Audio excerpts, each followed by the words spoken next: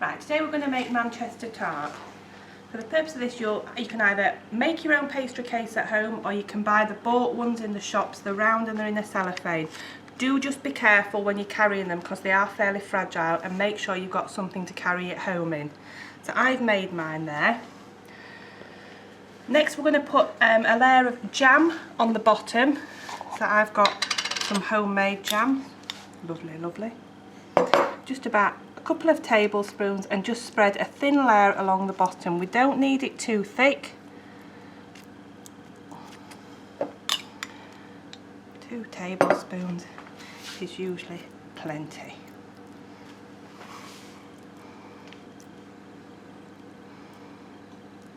It's a big plum there. Okay. My next layer, I'm going to put a sliced banana on the top. It is entirely optional. You don't have to put it in if you don't like it. I'm just going to peel my banana, take those stringy bits off because I don't like those. And then I'm just going to slice it, just using a table knife.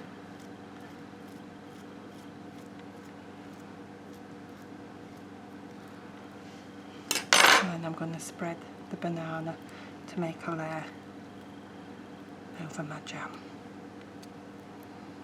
Doesn't have to be perfect. Okay. My next layer is going to be some custard. So we're going to make custard powder today. What I don't want to see people bringing in is the instant custard mix which you add boiling water to. We don't do that, we make it from scratch. So what you need to buy is something like the Bird's custard powder, or Morrison's, Asda's or Tesco's, all do their own, and it's in a tub like that, okay? You're then going to need 400 millilitres of milk, which I've measured in my jug there.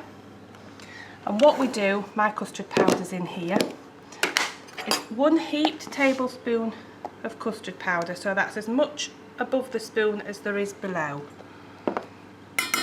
Into your pan, and then I'm just going to add a tiny drop of milk, and I'm going to mix that custard powder to get rid of all the lumps. It must be a smooth paste, otherwise we'd end up with lumpy custard.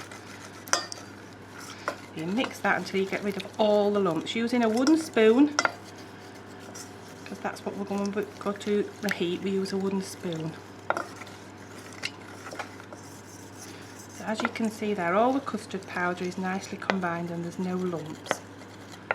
Yeah? So then at that point I'm going to add all the rest of my milk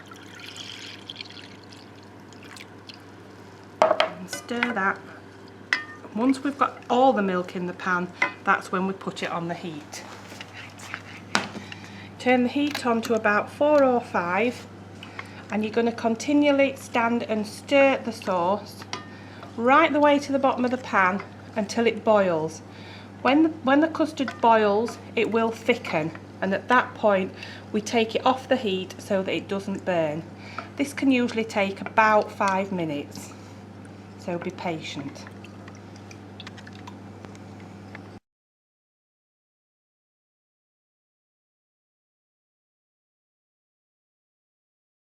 Once your custard is boiling, you can see the little bubbles there. It's gone nice and thick. You take it off the heat to stop it burning and bring it across, and again remember to put on a wooden board. And at this point we're going to add the sugar. So we add a tablespoon of sugar. Again about the same amount as we did the custard powder here. Stir that in so it dissolves.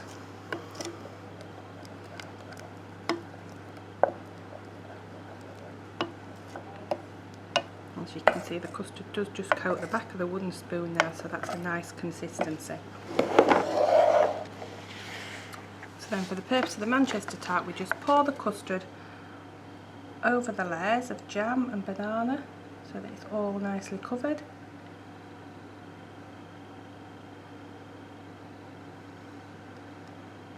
Banana peeping through so it doesn't go brown.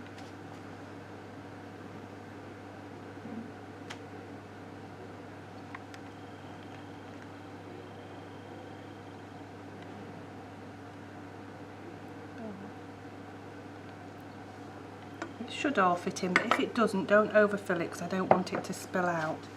And then just for decoration, you can either put cherry on the top. Once the custard's cooled, you could decorate it with a little bit of grated chocolate, but I'm just going to decorate it with a little bit of desiccated coconut.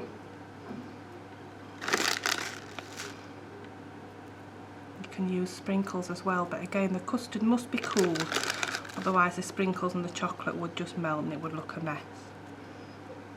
And there is your Manchester tart.